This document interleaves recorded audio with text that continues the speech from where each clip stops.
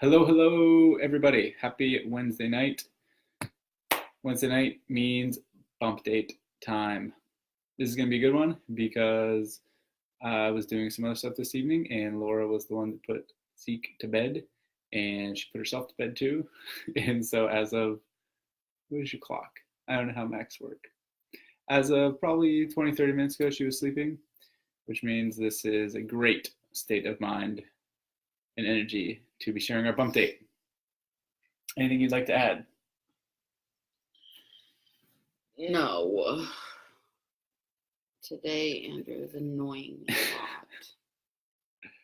That has seemed to come up repeatedly. I'm still not sure why or how to crack the code as to how to not do that, because it seems to be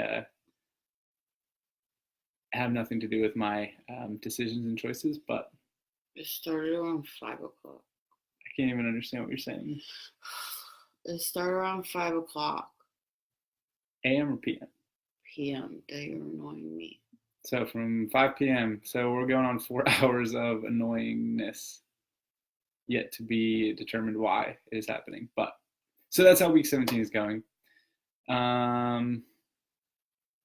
Still hanging out at the office a lot, which is fun because get to be with Zeke and Laura, and always I think brings an extra energy with a little extra energy himself being around and some chaos, and it's fun to just he gets play dates with little kiddos and stuff hanging out in the office, so makes for a good time.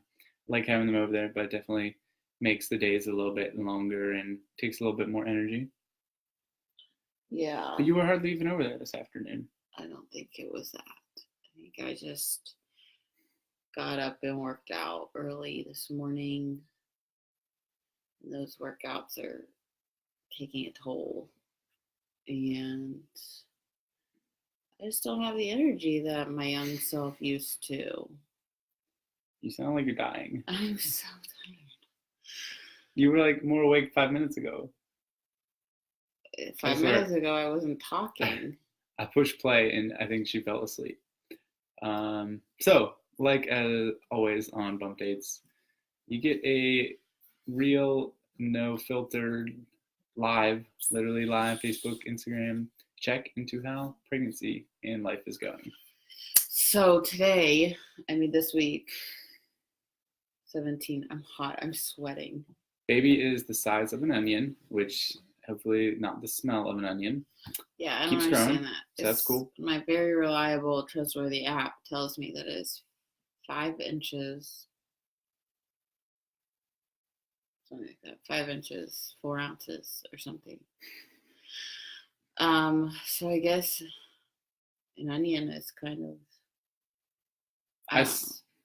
But I didn't want to take a picture with an onion because that's not cute. But week 17 has brought some aches and pains along with it. I started feeling round ligament pain a lot more frequently, I would say. And like my sacrum was sore today. I think that was from the workout, and it was still sore upstairs. So we'll see. I got adjusted today by this guy, and I was obviously the best patient ever. She's always been my worst patient. I'm looking, if you guys know any good chiropractors in the area, please let me know. But it might just be sore or tender, not needing adjusted. I think I just need a massage. You need a massage now too. Yeah, I'm pregnant. I need a massage, which is actually something that we do need to do because that's something we encourage. Yeah. But sometimes he makes fun of me when I ask for one. No, I don't. What do you mean? You say, "Oh, you need a massage." Oh. If you know Laura, you know she'll, well, let me just stop that sentence right there and move on. Kumquat still doesn't exist, Zach, so I don't know what you're talking about. Yeah, so tomorrow. I was talking about my aches and pains. Okay. So I've been more achy, which has obviously led to happier person. But I just feel the physicalness of pregnancy more so than emotional. I feel like up to this point it's been like hormonal because your belly's not there yet, but you like feel different symptoms like nauseous and rage. But yeah, this week my bump I think has gotten a little bigger and the round ligament hurts. So I've been. That's the good thing about being over at the office a lot is that when I can't breathe, which I was going to ask, the baby's not like pushing up on the lungs yet. So No. why can't I breathe? So why do you think the baby's not pushing up on the lungs? Well, they might be, but not as significant as like when I'm 7, 8, 9 months. But like I already can't breathe. If you've got an onion or 5 inches inside of you, it's not only taking up more room, but placenta takes up room. Uterus is bigger. Even though it's not ginormous, it's still a good chunk of space in your belly that wasn't there before. But like today, so it's still compressing things. When you adjusted me, I felt you adjusted anterior, like the bear hug thing, and I felt like I could breathe much better. You obviously didn't make the baby smaller. Well, yes, its belly's getting bigger, but if that upper mid back gets locked in and just tight, your lungs physically aren't able to expand and open up and breathe. So pregnant or not, that's something that, at least personally, I feel all the time after getting adjusted. It's like, oh, I can finally take a deep breath. So pregnancy is probably worsening that, but that's just one of the many benefits of a clear spine and nervous system. Did you like ask for a little commercial there? No. See why he's annoying? I'm answering your question. But as my son and I, we always get adjusted, mainly because he thinks it's so funny to get adjusted, and always asks for it when we're every time we're like today we had to tell him like, no, Zeke, we don't need to do that. We were just here yesterday. Sometimes we just pretend. Yeah, I'll just go and play with him a little bit and be good. But yeah, this week physically I felt like more beat up. Yeah, so getting adjusted really has helped. Newsflash, pregnancy takes a toll on your body just a little bit. Everything's changing. Not only are you growing bigger inside, but your energy is being sapped because you're growing another human and there's only so many resources to go around. See some of the Instagram questions are mentioning, what supplements you're taking. Nutrition makes a huge difference. That is so true, because if you were not taking a good prenatal, omegas, vitamin D, all that, plus eating not like crap, you'd be feeling even worse. Yeah. So no, that definitely makes a huge difference. And massage. I mean, we're joking about massage, but we really do get prenatal massages. So I'm not withholding too bad. You've had one so far this pregnancy, right? Yeah, and that's because there's hesitance towards getting a massage in the first trimester. Oh, a lot of therapists won't do a prenatal massage if you're in your first trimester. But we're clear of that now, so no one should have a problem with it, unless there were other red flags or signs or indications that you needed to withhold from that. Right. So no, good point on the nutrition and the supplements. That is a big part of being at your best, because if your body doesn't have the right building blocks and energy, you're never going to have enough energy, because you just have nowhere to pull it from, other than, caffeine and other drugs. But I'm convinced no amount of supplements or caffeine or wine will get you to top notch in this mom journey. Well, that's because you need more than that. You need sleep, you need rest, and you need a lot of things to be at 100%. But toddlers need way more than moms usually have. That is... It's like this constant, suckingness out of you. And you keep filling it. Well, hopefully you keep filling it with, self-care. but they're so much faster at sucking it out of you than you are about refilling it. So I try. So when you have one on the outside sucking the life out of you, and you have one on the inside sucking the life out of you, That's a rough combo. it's just really hard to keep up. That's true. Which is why I fell asleep with my kid, and Andrew came and woke me up. She was out. And I yelled at him and woke my kid up. I had to, like, I thought I would just, touch the leg, touch the foot to wake her up. But I did that for a couple minutes and then, like, was grabbing her hand and shaking it too. Then all of a sudden she pops up and says, "What are you doing?" "Why are you yelling while you're sleeping next to Zeke?" So I was laughing at that, internally at the very least. Another thing that made me mad since 5 o'clock. So we got an exciting event tomorrow. Mm-hmm. Yep. Delivered. So this is a pregnancy. Not my delivered. I'm not delivering tomorrow. No. There's a workshop called Delivered. Tagline is "Your Pregnancy Your Way." And I, over the last week, as I've been preparing more for it and getting everything ready and going through the presentation, I just keep getting more and more excited about this, and had a few conversations with some fellow birth workers. I don't know if Amanda's tuning in anywhere, but been really enjoying connecting with her, and just people that are like-minded, that are passionate like us about the fact that moms need much, much better support and care during labor and, well, let's back up, during pregnancy and then labor and delivery. And the common birth path, the dog is, oh, you can actually see him in the corner of Facebook. Dog's making some weird noises over here. The common path that most moms end up on for birth is not one that they are happy about later on. It's full of intervention, it's full of augmentations, and they end up in this fight or flight, scared, stressed mode. And that is the opposite of what birth should be. It should be an empowering experience. It should be one of the most important or significant days of your life, not something that leaves you feeling violated almost, or feel like abused mentally or emotionally or even physically. So that's something we're not okay with, and we love that there's other birth workers in the area that are not okay with that. And that's what tomorrow night's all about, is sharing how you can not go down that common path. Who should you have on your birth team? Stuff, what childbirth classes should you do? What's a doula? Why should they be there? What's the difference between an OB or a midwife, or a hospital birth or a midwife center or a home birth? There are all these different options.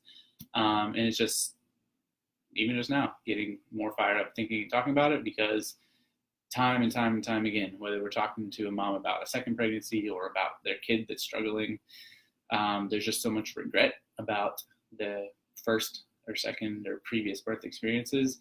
And that really sucks, because you can't go back and change it. And sometimes there's damage that's done that's permanent. Like, we've got friends that they wanted to have a huge family. First birth didn't go as planned, had some serious augmentations and complications. And now she might not be able to have any more kids, let alone the, close to double digits that they initially wanted. That's not okay. And I'll stop myself short of giving the whole presentation tonight. But if you are expecting or thinking about getting pregnant in the next 6 to 12 months, it's not too late to join us. Come down, Cranberry. It's at the office, 7 o'clock tomorrow night. And it's going to be a really impactful, empowering evening. We're going to have snacks. There will be snacks, refreshments. Everything needs snacks. Yeah.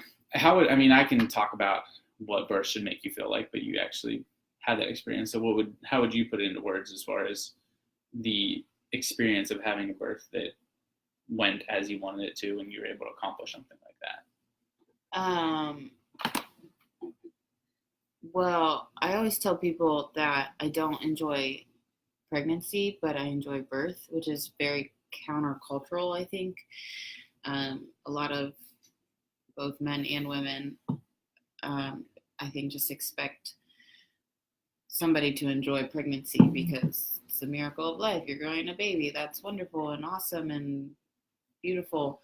And it is those things. It's a blessing, and I'm thankful for it, but it's not something that I feel empowered through or I don't know, happy about, because it's hard, but it's like a long kind of hard, something that you don't have any control over at all. It's just taking over your life. And we asked for it, we wanted it, but it's still like just a different kind of hard. Whereas birth, I get excited because, it's the moment that you worked for those 38 to 42 weeks. You worked really hard to get to this moment, and you get to control it theoretically in an ideal situation. And in our situation, I did get to control it with Zeke, where we had our home birth and the people I wanted were there, and there were no interruptions. It was quiet and calm. There was never a time I was fearful. There was a time I didn't want to do it anymore, but every woman goes through that. It's called the transition phase. And once you start saying words like, I don't want to do this anymore, you're there. And that's a good thing. And that's a key moment, because in that moment, whoever's around you is the tipping point of which way you're going to head. If you're, in your example, you're at your house with your doula, Brittany, and myself. So we know what you want. We know that was going to happen. So we knew how to get you through it. If you are somewhere else and that emotion, that phase comes through, and the alternative is, oh, okay, well, here's the epidural, where, well, okay, well, there's not the proper support there. You are not the person to make that decision and to need to be strong in that moment. You need your team and your support system and your doula and your spouse or whoever to be able to step up in that moment. And you absolutely can do that in the hospital. You just need to be more prepared to do it, because you're going to have more to work against and fight against. Yeah, it helped that I didn't have any option of, like, I knew he didn't have an epidural in his back pocket. Neither did my doula. I don't carry that in my medicine cabinet. So I knew that it was just something that either way, this baby's going to come out. So I can fight it and make this last a lot longer, or I can just work with Zeke.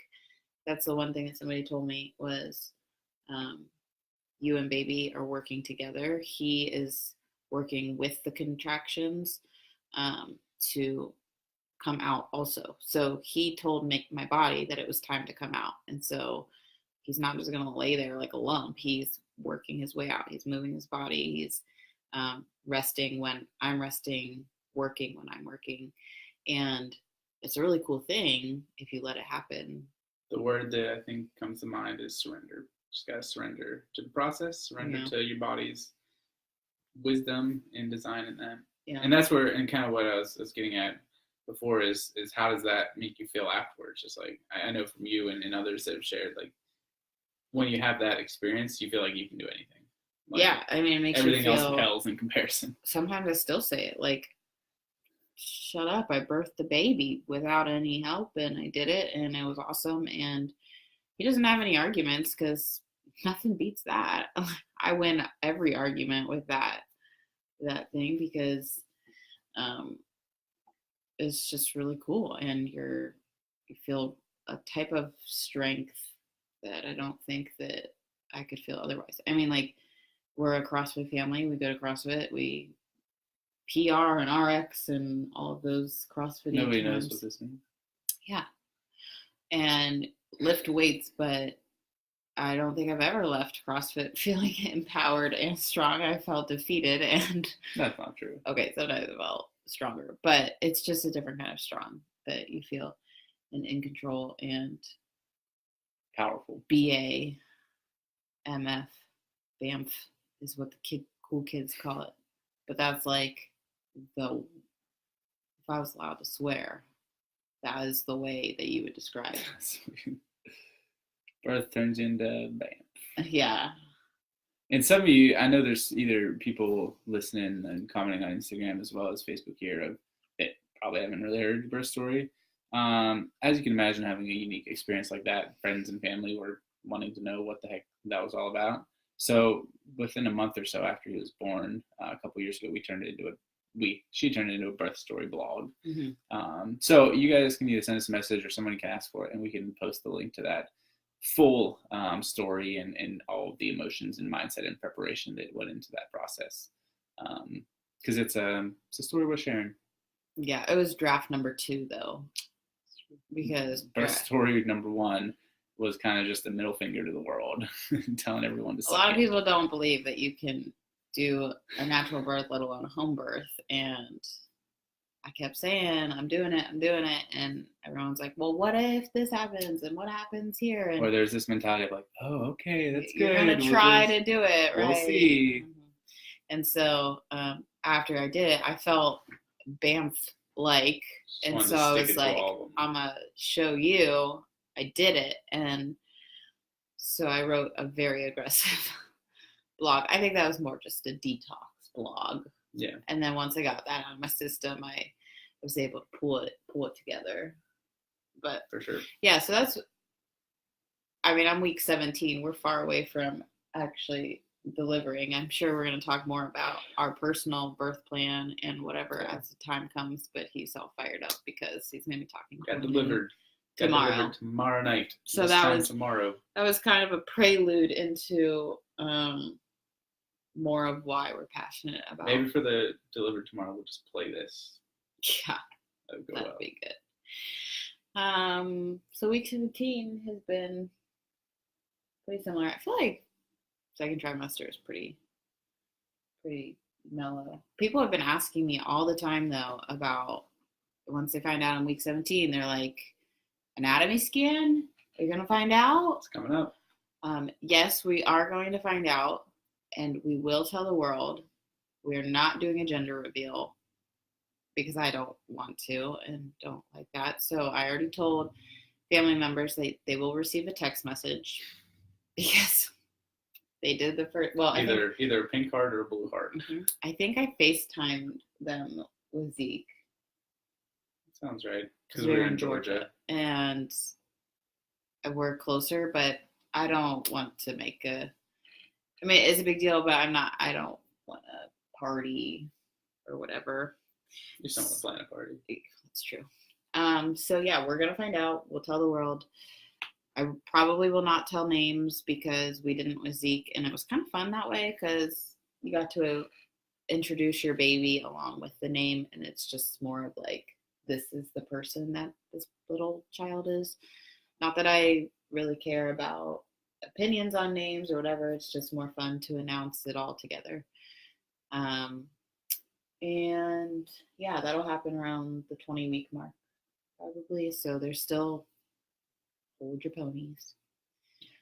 It'll be within the next month probably. Yes. Some people have asked to see my bump on the BUMPdate. Let's clarify. Who's some people? Both of our mothers have asked to see the bump on the BUMPdate, which is odd because they see me in real life. Please comment on either platform here if you ever thought that a BUMPdate should involve seeing the actual bump.